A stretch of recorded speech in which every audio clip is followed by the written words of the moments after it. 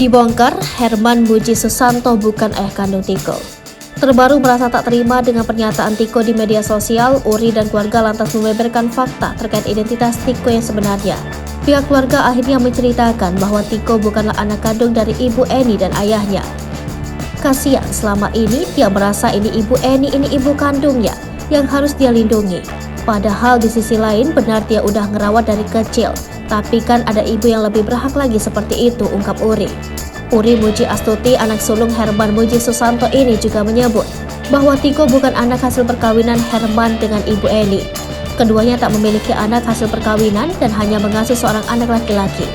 Ayah saya kan menikah 3 kali.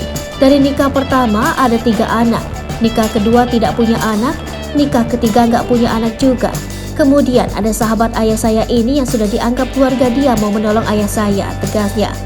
Melainkan Tiko adalah anak dari sahabat ayahnya yang dititip dan dirawat dari kecil oleh Ibu Eni dan ayahnya. Intinya, si Tiko itu bukan anak kandung dari Pak Herman dan Ibu Eni. Dia ini hanya anak yang diasuh dari kecil akibat kecelakaan dari keluarga temannya Eyang.